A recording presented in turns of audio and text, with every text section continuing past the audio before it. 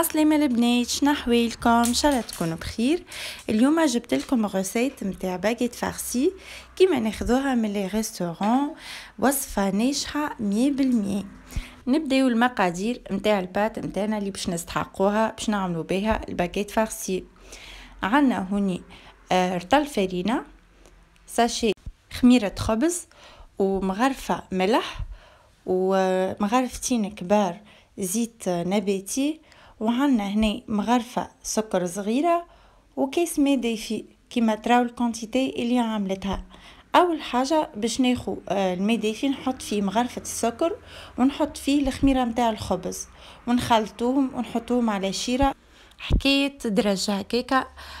نغطيوهم بحاجه، نخلطوهم ونغطيوهم بحاجه، نخليهم مدرج ومن بعد نرجعوا لهم. خذيت هنا الملح حطيته مع الفارينه، ونكمل هنا باش نحط مغرفتين زيت مع بقيه المكونات الفارينه والملح، ونحركهم شويه هكا بيدي، ندخل المكونات مع بعضها كما نقولوا باش نبسسها البات شويه. نكمل نحرك هكاكا، ومن بعديكا باش يحضر لنا الخميره نتاعنا كيما تراو فيها كيفاش وليت. نصبوها على المكونات اللي عملناهم، الفارينه والملح والزيت، ونعجنهم هكاكا كيما تراو فيا، معناتها نعجن بيدي وكيف كيف لين نتحصلوا على عجينه متماسكه، لا هي طريه ولا هي مكبوسه. سينو نزيدوا الماء بشوي بشوي لين نتحصلوا على عجينه كيما هكا. ومن بعديك خليتها تخمر حكايه نص ساعه، وكيما تراو من بعديك خديت كونتيتي من البات، حليتها حطيتها في طبق ونقبتها بالفرشيطه، وخديت شويه هريسه باش نحطها على البات نتاعنا كيما تراو فيها.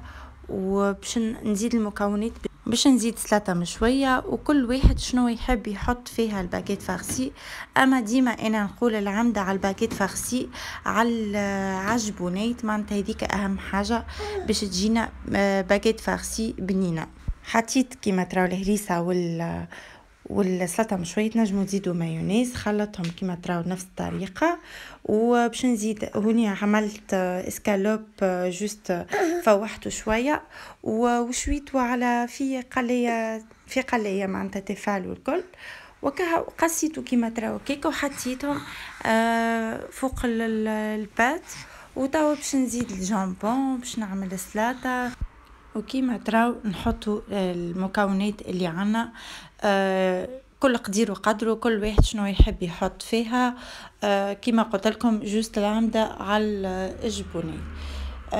كملت حطيت لي فارس الكل، سلايت بصل حطيت فيها بصل، وحطيت لي تو وطماطم وجامبون وسكالوب. باش نذكركم في المكونات اللي من داخل: سكالوب، جامبون، سلطه فيها بصل معناتها ماهيش مفوحه، بصل وليتو وطماطم، سلطه مشويه وهريسه. ومن بعديكا زدت هنا هذيا موتزاريلا عاديه نورمال، حطيت موتزاريلا عاديه. ومن بعديكا باش نزيد موتزاريلا عربي، قصيتها ما عملتهاش رابي، قصيتها هكا دي ترانش جويدين وحطيتها من الفوق باش تعطينا كالبنه تبدا هكا ذيبه، عرفتوا بنينه على الاخر. ولفيتها بالطريقه هذيا، وسخنت الفور على 200 درجه، كل واحد وفورو لازم يبدا سخون باهي بالكدا. ولفيتها بالكدا، ومن بعديك حطيتها تيب مده 20 دقيقه في الفور على 200 درجه، وكل واحد وفورو كما قلت لكم. تبعوا معناتها السخانه اللي طيب لكم الباغيت فارسي. هذه هي كانت الريسيت متاعنا اليوم، بنينا على الاخر، وجربوها وقولوا لي شنو رايكم. طلعت لكم كيما متاع لي ريستورون والا لا؟ راهي بنينا على الاخر بالحق، ديما نعملها وتنجح على الاخر، واللي يذوقها يقول لي عباره ماخذينها من برا. الحاسيلو نخليكم تكملوا مع البنه والفيديو كل شيء. ما تنساوش باش تشتركوا في القناه وتفعلوا الجرس باش يجيكم كل جديد. ما تنساوش باش تخليوا لي رايكم في لي كومنتير كما قلت لكم، واي سؤال تحبوا تسالوه لي والا اي اقتراح تحبوني نعمل لكم غسات حاجه هكايا ناجحه وبنينه تقترحوا عليا ميسالش. وانا نعمل لكم فيديو كالعاده بنين وسهل توصل لكم معناتها البنة اهم حاجه. نخليكم توا ان شاء الله نتقابلوا في فيديو جديد برسالة جديده. بسلامه.